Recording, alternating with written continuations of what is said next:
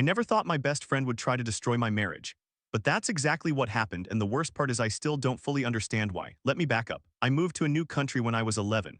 My sister-in-law introduced me to a girl named Sarah, same age, and we clicked immediately. We were inseparable through middle school and high school. She was at my wedding. She was the first person I called when I found out I was pregnant. We were supposed to be family, not just friends. Fast forward to now. I'm 29, married to my husband for 5 years, and we have a 2-year-old. I work in an office from 9 to 2, which gives me a half-hour breakfast break. Sometimes I walk the 5 minutes to my husband's office, sometimes I hit a cafe. Sarah and I still talk regularly, even though our lives have gone in different directions. She doesn't have kids, she travels a lot. I guess looking back, that should have been a sign, but I never saw it coming. Last week started normal. On Tuesday night, a red alert came through about a major storm heading our way. I was supposed to travel for work on Wednesday to a city that was predicted to get hit hard. By that evening, the trip was canceled. I stayed home Wednesday with my toddler. My husband left at 6 in the morning to go close up his business and put out flood barriers, but by 7:30 he was back home making breakfast. The rain didn't even start until 1 in the afternoon. We spent the whole day inside, just the three of us, didn't leave the house until Friday. Then Saturday came. Sarah and I go to the same gym class, so we met up afterward. She seemed nervous, said we needed to talk in private. We sat in my car and she looked at me with this serious, almost hurt expression. I saw your husband on Wednesday, she said. He was with a woman, they were making out, and your kid was in the car. I went completely numb, like someone had just sucked all the air out of the car. I couldn't process it. She kept talking, describing how she saw him at a parking lot kissing some blonde, gorgeous Barbie type. She said she was so sorry to tell me, but she had to because she's my best friend. I asked her 3 times, "Are you sure it was Wednesday?" 3 times she said yes. I asked the time, around 11 in the morning. I asked if it was during the red alert, she confirmed. She was absolutely certain. And that's when my brain started working again, because I was home with my husband on Wednesday. He made pancakes. We watched cartoons. The baby had a meltdown over a missing toy. I remembered every minute of that day. There is no way he was out making out with anyone. I didn't scream. I didn't cry. I think I was too shocked. I just said, okay, I need to process this, and got out of the car. I walked home in a daze. When I got in, my husband was playing with our son on the floor. I sat down next to him and told him what Sarah said. He looked confused for a second, then his face went dark. She's lying, he said. You were with me all day. We have photos, texts, the whole thing. I knew he was right, but why would Sarah make this up? She's been my friend for 18 years. Why would she try to blow up my marriage? We decided to confront her directly with proof. That evening we went to her apartment. My husband knocked. She opened the door and her face went pale when she saw me.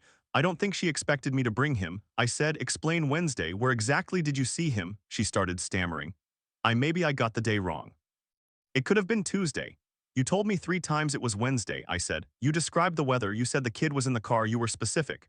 She couldn't look at me. Finally, she broke down. She admitted she made it up. She said she didn't think I would actually check with my husband. She thought I would just believe her and leave him, and then we could hang out more, go on trips together like we used to. She said she felt like I had been pulling away since I got married and had the baby, and she just wanted her old friend back. I stared at her. She was crying, saying she was sorry, that she didn't mean to hurt anyone. But she did. She deliberately tried to destroy my family because she was lonely. I didn't yell. I just said, don't contact me again, and walked out with my husband. That was 3 weeks ago. She sent a few emails since then saying she was jealous and she's in therapy. I haven't responded. Part of me still can't believe she would do this, but I know I can never trust her again. That kind of betrayal cuts deep. But it's not the only story I have about people you love stabbing you in the back. The next one is about a sister and an ex, and it's even messier. I thought my sister and I were close, but I walked in on her with my boyfriend of 3 years, and that changed everything. Let me start from the beginning. My dad married my stepsister's mother when I was 4 and she was 3. We grew up together, shared a room for a while, went to the same school. I called her my sister even though we weren't blood. We were that close. When she was 14, she was diagnosed with cancer. The next 2 years were a nightmare. My parents became obsessed with her health and they leaned on me hard. I quit my high school volleyball team. I did throw a fit about that, got punished, but I got over it. I got a part-time job to help with medical bills. I drove her to appointments, sat with her during chemo, missed dances and parties. I did most of it willingly because I loved her. I thought she loved me too. I went to college, met a guy named Ben when I was a junior. We fell hard. After graduation, we moved in together. We were serious, talking marriage, kids, the whole future. We'd been living together for 3 years when everything fell apart. It was a random Tuesday in July. I came home early from work because I felt sick. The apartment was quiet. I walked into the bedroom and saw them, my sister, on my bed with my boyfriend. I won't describe the details, but I will say I stood there for maybe 3 seconds, then walked out. I didn't scream. I went to the living room and sat on the couch. After a minute, my sister came out crying, saying she was sorry, that it was a mistake. Ben came out looking like a ghost. I told him to get out. Packed a bag and left that night. My sister apologized for about a week, then she went quiet. I thought she was giving me space. But last week she called and asked to meet for coffee. I agreed, thinking maybe she wanted to apologize properly. We sat down at a cafe near her place. She looked nervous but determined. I'm telling you as a courtesy, she said. Ben and I are in love. We're together now. We're going to start posting photos on social media, and I wanted you to hear it from me first. I couldn't speak. She kept talking about how they had a connection, how it was real, how she hoped I could be happy for them. I stood up and walked out. I left her with the bill. She later Venmoed me asking for the money, $14. I ignored it. She went straight to my parents. My dad called me that night, told me to come over for a family meeting. I went thinking maybe they'd see how messed up this was. Instead, they sat me down and told me how disappointed they were. They brought up the cancer, said my sister had been through so much that she deserved happiness, that I was being selfish for not supporting her relationship with Ben. They told me I needed to forgive and move on. I couldn't believe it. I told them about my sacrifice, about missing volleyball, about the job, the driving, the missed memories. My mom said, "You're healthy, she almost died, you can't compare." I left. I didn't talk to any of them for 2 months. My dad kept texting, asking to meet for dinner. I finally agreed. We picked a restaurant for a Wednesday night. I showed up at 7, he never came. I sat there for an hour, ordered a drink, checked my phone. Nothing. Finally, I called my mom. She said my sister had called them in tears because Ben had broken up with her and they had to go comfort her. That was the moment I realized my parents were never going to choose me. I didn't scream. I paid for my drink and went home. The next day I blocked all 3 of them. A year later, I heard through a cousin that my sister and Ben had gotten back together and then broken up again for good. Ben apparently tried to contact me, saying he made a huge mistake, that he was in a dark place. I deleted the message without replying. I moved 3 states away. I started over. I met a good man, got married, have a kid now. My sister hasn't contacted me since the breakup. My parents send birthday cards, but I throw them away. I don't hate them, I just don't have room for people who treat me like a backup plan. That kind of betrayal makes you realize who really has your back. And sometimes it's nobody in your bloodline, but I've got another story that's even more twisted. This one involves my son, his ex-girlfriend, and a pregnancy that didn't add up. I thought my son was just being a typical teenage liar. But the truth was so much worse than I ever imagined. My son had just turned 16. He had a girlfriend, she was 16, almost 17, but they broke up about a month before everything went sideways. We got the call from her parents 3 weeks ago. She was pregnant, the dates lined up with their relationship. My wife and I panicked. We waited a couple days before telling our son because we wanted to figure out what to do first. When we finally sat him down, he just looked at us with this dead serious face and said, "It's not mine, I never fucked her." I didn't believe him. I knew he was active. He'd asked me for condoms before, like a normal awkward dad-son conversation. But I also knew he was a liar about some things. I figured maybe he was scared, so I had a heart-to-heart with him, tried to get the truth. He kept insisting they never had sex. He said he always wrapped it when he did anything and he'd asked for restocks regularly. I started to believe him just a little. My wife didn't. She was convinced our son was the father. She told me I was part of the problem, that I was enabling his boy culture nonsense. We argued about it, but we had to meet with the girl's family. Both families sat down in their living room. My wife started talking, accepting responsibility, discussing funding, planning for the baby. Our son sat there, fists clenched. When the girl's mom started talking about prenatal care, he stood up and said, "It's not my baby, we never had sex." He was genuinely angry. Then he said something that made me and my wife rage at him. He said they only ever did a certain act that can't result in a baby, and it was so unsatisfactory he never went further with her. I yelled at him for being a little shit. His ex-girlfriend spoke up then. She admitted they rarely did anything, but she described one event with a specific time and place. It was believable. I could see how my son might be lying, but I still believed him. My wife went ballistic at me later. She said I was choosing him over the truth. We went home and argued for hours. That night, I sat in my son's room. He was on his bed, staring at the ceiling. I said, "Tell me the truth. I need to know everything." He looked at me for a long time. Then he said, "Dad, I never had sex with her because I'm gay." I didn't scream. I just stared at him. He started crying. He said he had a boyfriend for 6 months, that they were careful, that he'd been terrified to tell us. He said he cheated on his girlfriend with his boyfriend. That's why they broke up. He never touched her. I believed him completely. I hugged him. We sat there for maybe an hour. Then I called my wife into the room. He told her too. She didn't take it well. She said he was making it up to avoid responsibility. She said he'd rather pretend to be gay than be a father. She was furious. I tried to defend him, but she wasn't hearing it. The next day, I asked the girl's parents for a DNA test. They agreed. They wanted the truth too. My wife was against it, said it was insulting. I did it anyway. The test took 2 weeks. Those 2 weeks were hell. My wife barely spoke to me. My son stayed in his room. The girl's family kept calling, asking for updates. When the results came back, they showed exactly what my son had said. He was not the father. I called the girl's father. He was silent for a minute, then said, "We need to talk." We met at a diner. He looked exhausted. He told me his daughter had finally admitted the truth. She'd been seeing an older guy from a different school. He was 19. She got pregnant and she panicked.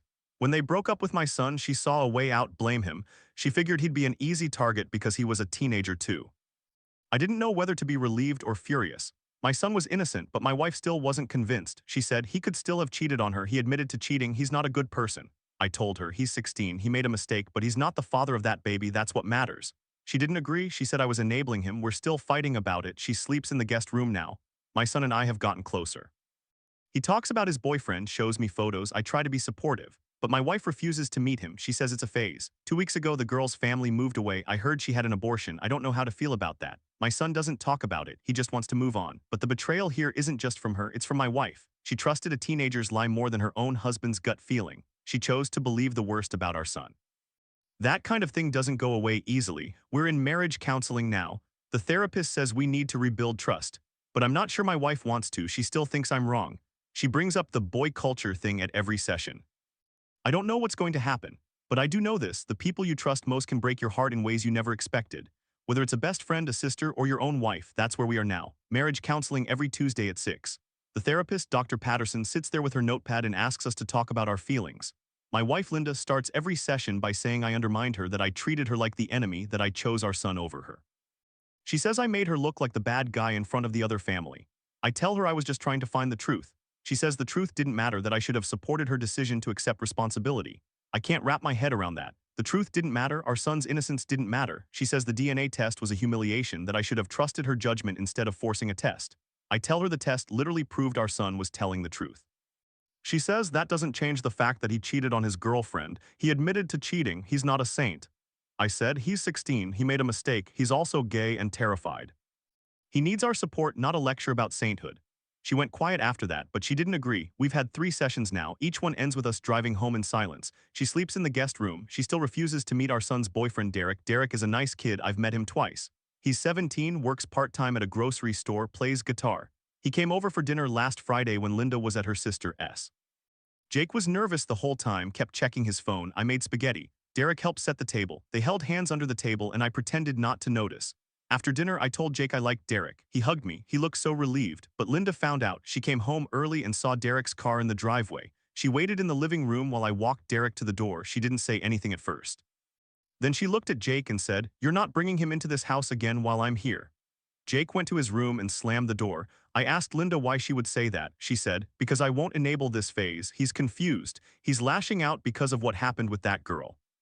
This is a cry for help, not a lifestyle." I told her she was wrong. She told me I was blind. We didn't speak for 2 days. I talked to my sister about it. She said maybe Linda needs time, but it's been 2 months since the DNA results. The girl's family moved to another state. I heard from a mutual friend that the girl, Emily, I think her name was, had an abortion. I don't know how to feel about that. Part of me is relieved that my son dodged that bullet. Part of me feels sorry for her. She was a scared kid who made a terrible choice, but she tried to ruin my son's life. That's hard to forgive. Jake has started talking to a therapist too. Dr. Patterson recommended someone who specializes in LGBTQ teens. He goes every Wednesday after school. He says it helps. He's less angry now. He even talks to Linda sometimes, but she keeps it short. She says hello and good night and nothing else. Yesterday, I came home from work and found a note on the kitchen counter. It was from Linda. She wrote that she was going to stay with her parents for a while, that she needed space to think. She said she loved me, but she didn't know if she could be married to someone who enables deception. That word enables keeps coming up. I don't enable anything. I believe my son. There's a difference. I texted her. I said, "Please come home. We can work this out." She replied, "I need time." That was 12 hours ago. I haven't heard from her since. Jake asked where she was. I told him she was visiting her parents. He said, "She's not coming back, is she?" I didn't know what to say. So I told him the truth. "I don't know, buddy, but I'm not going anywhere. You and me, we're a team." He nodded. He didn't cry, but I almost did. I keep thinking about what Dr. Patterson said in our last session. She told Linda that trust isn't something you demand, it's something you build by listening. Linda said she was listening, but she didn't believe Jake because he had lied before. Dr. Patterson asked, "What did he lie about?" Linda said he lied about how far he went with Emily. I said, "He didn't lie, he told us the truth eventually, he was scared." Linda snapped, "He lied to avoid punishment, that's the same thing." Dr. Patterson asked Linda if she had ever lied to avoid punishment. Linda said that's different. Dr. Patterson said, "Is it?" Linda didn't answer, she just stared at the floor. I don't know if this marriage is going to survive. I don't know if Linda will ever accept Jake for who he is. But I know one thing for sure, losing a spouse is hard, but losing yourself by betraying your own child is worse. I won't do that. I won't become the kind of parent who chooses comfort over truth. Jake is upstairs now, playing his guitar. He's writing a song. He says it's about feeling trapped but finding a way out. I think he's talking about the closet, but maybe he's talking about this house, this family, this mess. I hope we find our way out too, because the people you trust most can break your heart in ways you never expected, whether it's a best friend, a sister, or your own wife. And sometimes the only thing you can do is hold on to the one person who still believes in you, even if that person is yourself. But the betrayal that hit me hardest came from someone I never saw coming. Someone who had been my sister in every way that mattered, long before biology or paperwork made it official. I met Sarah when I was 11. My family had just moved to a new country and I didn't speak the language. I was this awkward, scared kid standing in a schoolyard full of kids who all knew each other, all spoke in a rhythm I couldn't follow. My now sister-in-law saw me standing alone and introduced me to this girl with a loud laugh and messy ponytail. Sarah. She grabbed my hand and said, "Come on, I'll show you where they hide the good snacks." That was it. We were inseparable from that day on. We went through everything together. First crushes, first heartbreaks, first beers stolen from someone's dad's fridge. When I met my husband, she was the first person I told. She stood next to me at our wedding, crying harder than my own mother. When I had my daughter, she was in the waiting room for 16 hours, refusing to leave. She brought me hospital food that wasn't terrible, held my hand while I pushed. She was my person, but people change, or maybe they don't change. Maybe they just show you who they always were. Last Wednesday started like any other day. I had a work trip planned to a city about 2 hours away. Tuesday night, a red weather alert came through, heavy flooding expected. My work trip got canceled. I texted my boss, texted Sarah to let her know I wouldn't be traveling. She knew about the trip because we talked about our weeks casually over coffee. Then I went to bed. Wednesday morning, my husband left at 6 to go check on his business, make sure the flood protection was set up. He came back at 7:30, made us breakfast. We spent the day inside. The rain didn't even start until 1 in the afternoon. It was almost boring. We watched cartoons with our daughter, took a nap together, made pasta for dinner. Normal, perfectly normal. At 3 in the afternoon, Sarah texted me, "Are you home already? Heard the flooding is bad where you were traveling." I texted back, "Home safe, never even left, trip got canceled." She replied with a thumbs up. I didn't think anything of it. Saturday morning, we had our usual gym class together, spin class. She was quiet the whole time, which was unusual. Sarah is usually the one yelling encouragement, making jokes, being the loudest person in the room. But today she barely looked at me. After class, she grabbed my arm and said, "We need to talk in private." We went to my car. I thought maybe she was having problems with her boyfriend. Or she wanted to borrow money, or she was going to tell me she was moving. I was not prepared for what she actually said. "On Wednesday," she said, looking at her hands, "I saw your husband. He was with a woman, they were making out, and your kid was in the car." I felt like the world stopped. Like someone had sucked all the air out of the car. I just stared at her. My brain was trying to process the words, but they didn't make sense. Because I knew with absolute certainty that my husband had been home with me all day Wednesday. I asked her 3 times if she was sure it was Wednesday. She said yes 3 times. I asked her what time. She said around 11 in the morning. I asked if she was sure it was during the red alert. She said yes, the rain was already coming down. And then she started describing it. She said he was kissing a blonde woman, a gorgeous Barbie lookalike, in the front seat of his car. She gave me details about what he was wearing, what the woman was wearing, how long it lasted. She was so specific, so confident. I didn't scream, I just sat there. Something didn't add up. And then it clicked. "Honey," I said slowly, "I was home with him all day Wednesday. Never left after 7:30 in the morning. We made breakfast together. He napped on the couch. He was with me all day." Sarah's face went blank. She didn't even try to pretend to be surprised. She just said, "Oh, I must have gotten the day wrong." I asked when she thought she saw him. She said she didn't remember. I asked if she was sure she saw him at all. She said, "I'm not going to argue with you about this." Then she got out of my car and walked away. I sat there for 10 minutes shaking. That night, I called my husband. I told him what happened. He was confused at first, then angry, then just sad. He said, "Why would she do that?" I didn't have an answer. I texted Sarah. I said I needed to understand. She replied, "I was just trying to look out for you. If you don't want my help, fine." But that wasn't it. That wasn't looking out for me. That was looking to break me. I started digging. I talked to our mutual friends. I asked if anyone else had noticed anything strange. One of our friends, Chloe, said she'd seen Sarah at a bar a few weeks earlier crying. Sarah had told her she felt like she was losing me, that I didn't have time for her anymore. I thought about that. It was true that I'd been busy. I had a toddler, a job, a marriage. I didn't have as much time for late-night talks and spontaneous coffee runs, but that's life, that's not betrayal. Another friend, Matt, said Sarah had mentioned to him that she thought I was too happy, that I was lucky, and it was annoying. He thought she was joking. I called her. I told her I knew she'd lied. I asked why. She started crying. She said, "I don't know, I wasn't thinking. I saw something and I convinced myself it was him. I don't know why I did it." But she didn't seem sorry. She seemed caught. I told her I needed space. She said, "Fine, but you're losing your best friend over a misunderstanding." And that's when I knew I wasn't losing her. I had already lost her. She'd been gone for a while. I just didn't see it. That was 2 weeks ago. I haven't spoken to her since. She's texted a few times, trying to act like nothing happened. "Hey, want to get coffee? Did you see that new movie? Miss you." I don't answer. My husband keeps asking if I'm okay. I say yes, but I'm not. I'm mourning. I'm mourning the girl I met in a schoolyard when I was 11, the girl who held my hand through everything. But that girl isn't her anymore. Or maybe she never was. Maybe I just didn't want to see it. Last night I went through old photos on my phone. Sarah and me at prom, Sarah and me at my wedding, Sarah holding my daughter. I deleted them all. It felt like cutting off a limb, but sometimes you have to amputate to survive. I don't know why she tried to destroy my marriage. Maybe it was jealousy. Maybe it was loneliness. Maybe it was some twisted idea that if I was single, I'd have more time for her. But whatever the reason, she didn't just lie. She tried to ruin my family. She tried to make me doubt the one person who has never given me a single reason to doubt him. And I won't forgive that, I can't, because the people you trust most can break your heart in ways you never expected, whether it's a best friend, a sister, or your own wife. And sometimes the only thing you can do is let them go. But that was just the first kind of betrayal I learned about that week. The second one hit different. Not a friend, a sister, and not just any sister, one I had sacrificed everything for, one I had given up my childhood for, and she repaid me by sleeping with my boyfriend of 3 years. I'll never forget the moment I walked into that bedroom. I had come home early from work. I was supposed to be at a meeting until 6, but it got canceled. I thought I'd surprise Ben with takeout and a movie. Instead, I walked through the door of our apartment, heard noises from the bedroom, and opened the door without thinking. And there they were, my boyfriend of 3 years and my stepsister. I didn't scream, I didn't cry, I just stood there. They froze. My sister looked at me with this wide-eyed deer-in-headlights expression. Ben scrambled to cover himself. I just turned around and walked out. I sat on the couch for 10 minutes before they came out. My sister was crying. Ben was trying to explain. I didn't want to hear it. I told him to pack his things. I told her to leave. She kept saying she was sorry. She was so sorry it just happened. I didn't believe her. I still don't. That was July. I spent the next 2 months barely functioning. I lost weight. I couldn't sleep. My friends tried to get me out of the house, but I didn't want to see anyone. I thought my sister was giving me space because she felt guilty. I thought maybe eventually we could talk about it. I was wrong. In September, she called me and asked if we could meet up. She said she wanted to apologize in person. I agreed. We met at a restaurant near my apartment. She sat across from me, looked me in the eye, and said, "I'm in love with Ben, and he's in love with me. We're together now. I'm telling you as a courtesy before we start posting photos online." I didn't say anything. I just got up and left. I didn't pay for my portion of the bill. She Venmo'd me later asking for the money. I ignored it.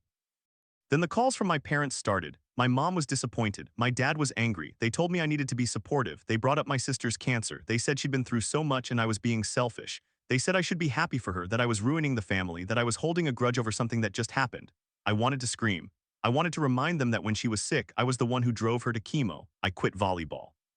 I gave up my teenage years. I worked a job to help pay her bills. And now they were telling me I owed her my boyfriend too? I told them no. I said I couldn't support it. My dad said, "You're not the same person we raised." I said, "Maybe I'm not, but I'm still your daughter." They didn't care. The next few months were a nightmare. My sister and Ben were posting pictures together. My parents invited them to Thanksgiving and didn't invite me. I spent the holiday alone, eating frozen pizza and crying. My friends told me I should cut them all off. I didn't want to. I kept hoping they'd come around. They never did. Then a year later, my sister got pregnant with Ben's baby. My parents were over the moon. They threw her a baby shower. I wasn't invited. I saw the photos on Facebook. My mom was holding my sister's belly, smiling like she'd just won the lottery. I felt like I was drowning, but the story doesn't end there. I got an email from Ben about 6 months ago. I almost deleted it, but something made me open it. He apologized. He said he regretted everything. He said my sister had manipulated him, that she'd convinced him I was a terrible person, that she needed him. He said he was miserable. He said she was controlling. He said he wanted out. I didn't reply. Then my sister called me. She was crying. She said Ben had left her. She said she was a single mom now. She said she was sorry. She asked if I could forgive her. I didn't say anything. I just hung up. The last thing I heard, she was living with my parents. Ben had moved to another state. I haven't spoken to any of them in over a year. I changed my number. I moved to a new city. I started therapy. I'm doing better. But sometimes I think about that day I walked into that bedroom, and I still feel that same cold shock. It never really goes away. You just learn to live with it. That story is still fresh. But the next one, the one about the wife, the son, and the ex-girlfriend's pregnancy, that one is a different kind of mess. Because that one taught me that sometimes the person you trust most is hiding something so big, it changes everything you thought you knew. I remember reading that post. The dad was trying to figure out if his son was telling the truth about never having sex with his ex-girlfriend. Everyone assumed the son was lying. The wife was furious. They had a meeting with the other family. The son kept saying, "It's not mine, we never did it." And the ex-girlfriend was claiming they did. The dates lined up, she was showing. The dad believed his son. Not because he thought his son was a good kid, he knew he was a shithead, but because his son was consistent. He said they only did a certain act that can't cause pregnancy. He said it was unsatisfying. He said he never went further. The dad believed him. Meanwhile, his wife was saying he was part of boy culture. She said he should support the girl. She wanted to take responsibility, but something was off. And then the son dropped the truth. He said, "I cheated on her. I was with someone else." I always wrap up, but with the ex, we never did that. She was unsatisfying. I wanted more, so I found someone who could give me what I needed. The dad was stunned. He asked, "Who did you cheat with?" And the son said, "A boy." That's when the whole story flipped. The son came out. He said he was gay. He didn't know how to tell anyone. He was scared.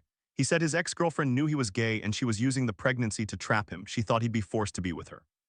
She thought she could fix him. The wife didn't believe him at first, but then they did a paternity test. It came back negative. The son wasn't the father. The ex-girlfriend admitted she'd slept with someone else. She said she was ashamed. She said she didn't know what else to do. The wife broke down. She realized she had been so focused on the pregnancy that she had missed what was right in front of her. Her son was gay. He'd been hiding for years, and she had almost forced him into a life he didn't want. That one hit different because sometimes the betrayal isn't about cheating. It's about not being seen. It's about the people who are supposed to love you not recognizing who you really are. The son's mother learned that the hard way. The last update I saw, the son was dating his boyfriend openly. The ex-girlfriend had the baby. She gave it up for adoption. The family was in therapy. It wasn't a happy ending, but it was a real one. And that's the thing about all these stories. No one comes out clean. Everyone is messy. Everyone makes mistakes. But the ones who survive are the ones who keep putting one foot in front of the other, even when it hurts. Even when you lose people you thought you'd have forever, I'm still learning that. I'm still figuring out who I am after losing my best friend, my sister, and almost losing myself. But I'm still here, and that's something. Another story that stuck with me was about a best friend who tried to destroy a marriage for no reason, or at least no reason that made any sense. The woman who posted it, she was 29, like I was when everything fell apart. She met her best friend Sarah when she was 11. Her family had just moved to a new country and her sister-in-law introduced them. They grew up together, shared everything. Friends, secrets, dreams. Sarah was at her wedding. Sarah helped her pick out the baby name when she had her daughter. Sarah was supposed to be family. The woman worked in an office 9 to 2 with a 30-minute break. Sometimes she'd go to her husband's office. It was only 5 minutes away or grab coffee at a cafe nearby. Her husband ran his own business. They had a 2-year-old. Life was normal. Good even. Then one week she had a work trip planned for Wednesday. She mentioned it to Sarah in casual conversation like she always did. But Tuesday night, a red weather alert came through. Flood warnings. Her trip got canceled. She stayed home Wednesday with her daughter. Her husband went out at 6 in the morning to secure his shop, sandbags, flood protection, and was back by 7:30. They made breakfast together. It didn't even start raining until 1 in the afternoon. They stayed home all day, didn't go out until Friday. At 3 that Wednesday, Sarah texted, "Are you home yet? It's flooding where you were supposed to be." The woman texted back, "Home safe." Didn't think anything of it. Saturday came, they went to the same gym class. Afterwards, Sarah said they needed to talk in private, so they went out to the woman's car. Sarah looked serious, worried. She sat in the passenger seat and said, "On Wednesday, I saw your husband with a woman. They were making out and your kid was in the car." The woman's blood went cold. For a second, she believed it. The image hit her like a punch, but then her brain caught up. She remembered, Wednesday, she'd been home with her husband with their daughter all day. She looked at Sarah and asked, "Are you sure it was this Wednesday?" Sarah said yes. She asked again, yes. A third time, yes. She asked what time. Sarah said about 11 in the morning. She asked if it was during the red alert. Sarah said yes, it was pouring. She asked if she was 100% sure and Sarah launched into this detailed description. Her husband making out with a gorgeous Barbie look-alike blonde in a parking lot. The kid in the car seat in the back. The woman sat there trying to process. She didn't call Sarah a liar right away. She just said, "I was home with my husband all day. He never left." Sarah's face went slack. For a second, she looked like a deer in headlights. Then she doubled down. Said maybe it was a different day, maybe another Wednesday, but the woman knew. Sarah had fabricated the whole thing. She had tried to plant a seed of doubt for what? To break up her marriage, to have her all to herself, to play the hero who exposed the cheating. The woman didn't scream, she didn't cry, she just said, "I need to go." And she drove home. She told her husband. He was shocked, hurt, confused. They spent the weekend going over every interaction with Sarah. Had she been jealous? Was she lonely? They had no idea. Monday, the woman called Sarah. She said, "I need the truth. Why did you lie?" Sarah started crying, said she'd made a mistake, said she must have misremembered. But it was too detailed to be a mistake. She described a specific parking lot, a specific time, a specific blonde. She'd been deliberate. The woman cut her off. She blocked her number. She blocked her on social media. She told their mutual friends what happened. Some believed her, some didn't. Sarah told people the woman was overreacting, that she was being paranoid, that it was just a misunderstanding. But the woman knew the truth. She'd lost her best friend, but she'd also learned something. Sometimes the people closest to you are the ones who want to see you fall, and they don't even need a good reason. They just want the wreckage. I thought about that story a lot because it reminded me of my sister, not the lying part, but the part where someone you love tries to take something from you. In my case, it was my boyfriend. In hers, it was her husband's reputation. Both of us were supposed to trust these people. Both of us got burned. And the worst part, neither of us ever got a real explanation. My sister never told me why she did it. Sarah never told her friend why she lied. Maybe it was envy, maybe it was desperation, maybe it was just pure selfishness. Whatever it was, it left a hole that doesn't fill easily. I remember reading that woman's update a few months later. She said she was still married, still happy. Her husband had been supportive. They'd gone to couples therapy just to process the betrayal, not from each other, from a friend. She said Sarah had tried to reach out twice, once through a mutual friend, once through a birthday card. She burned the card, didn't reply to the friend. She said she still missed the friendship sometimes. The way they used to laugh, the way Sarah knew her from childhood. But she also said she'd rather be alone than be with someone who wanted to destroy her life. I felt that, I did. After my sister called me crying after Ben left her, I had the same temptation to call her back, to hear her out, to pretend we could go back to being sisters, but I couldn't because the trust was gone, and once trust is gone, you can't glue it back together. You can only learn to live without it, so I moved. I changed my number, I started therapy. I found a job in a new city, I met new people, I'm not dating yet, I'm not ready, but I'm okay. I have a small apartment, a cat I adopted from a shelter, a routine. And I'm learning that surviving doesn't mean forgetting. It means carrying the weight without letting it crush you. Some days are hard, some days I still wake up and think about walking through that bedroom door, or about my sister's face when she told me she was in love with Ben, or about my dad standing me up at that restaurant. But I keep going, because I've seen what happens when you let the anger eat you alive. And I don't want to become that. I've read a lot of stories like mine. They're all over the internet. People asking if they're wrong for cutting off a sibling, a friend, a parent. And the answer is always the same: you're not wrong for protecting yourself. You're not wrong for setting a boundary. You're not wrong for walking away. The hard part is staying away. The hard part is not looking back, but every day you don't look back, you get a little stronger. And one day you realize you've built a new life, one where the people who hurt you don't get a vote. That's where I want to be. I'm not there yet, but I'm closer than I was yesterday, and that's enough for now. I read another story recently that hit close to home. It was different from mine, but the same kind of betrayal, the same kind of family pressure to just get over it, the same kind of feeling like you're the crazy one for not wanting to accept something that hurts you. This one was about a 16-year-old boy. His parents got a call that his ex-girlfriend was pregnant. The dates lined up with the relationship. The girl was almost 17, slightly showing. The parents panicked. His mother immediately started planning, funding, solutions, how to handle teenage parenthood. But the kid said something that made his father stop. He said, "It's not mine, I never fucked her." The father knew his son was sexually active. He'd had the talk with him, given him condoms, so he sat down with him heart to heart. And his son insisted, said he always wrapped it, said he'd asked for restocks, said they never actually had sex. The mother didn't believe him. She thought he was lying to get out of responsibility. The two families met. The ex-girlfriend's parents were there. The girl was crying. The son was angry. He spoke up in front of everyone and said it wasn't his baby, that they'd never done it. Then he made a comment that embarrassed his parents, something about only doing a certain act that couldn't result in pregnancy, and it had been so unsatisfying he never went further. The father was torn. Part of him believed his son. Part of him knew the kid could be a liar. The ex-girlfriend admitted they rarely did anything, but she described an event with time and place that sounded convincing. The father still sided with his son. The mother lost it. She called him part of the problem, part of the boy culture. She said he was enabling their son's nonsense. That's when things got ugly. The son, under pressure from both families, took a paternity test. Before the results came back, he did something drastic. He ran away. He was gone for 2 days. His parents were terrified. When they found him at a friend's house, he broke down. He told his father the truth. It came out in fragments between sobs. He said he'd been confused for a long time.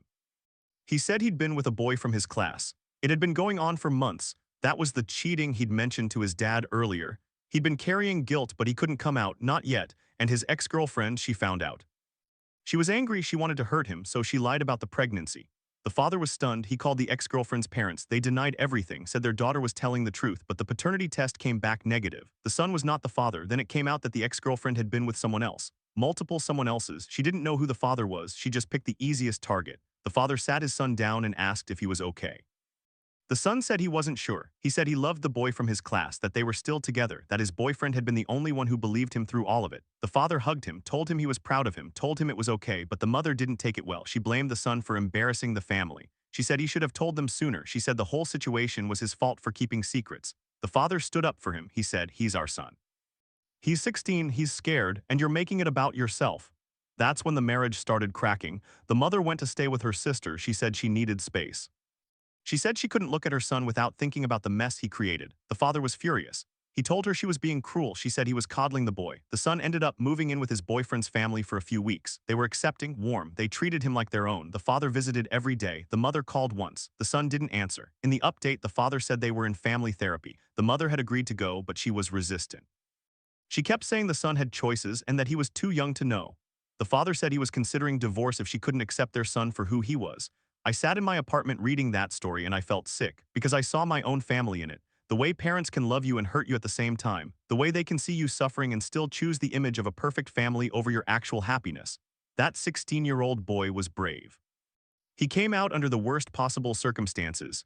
And his father chose him, not the reputation, not the comfortable lie, him. I hope my sister finds someone who chooses her like that. I hope my parents learn to see beyond their own disappointment, but I'm not waiting for it anymore. I'm building my own family now. One person at a time, one boundary at a time. And if there's something I've learned from all these stories, it's this: the people who truly love you don't make you prove your suffering. They don't demand explanations for why you're hurt, they just stay. I never thought I'd have to defend my son against my own wife. But here we are, I'm a father.